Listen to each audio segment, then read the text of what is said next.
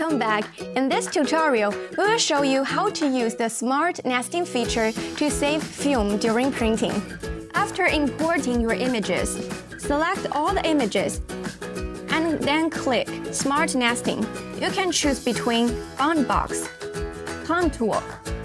The system will automatically arrange the designs to achieve more material-efficient printing.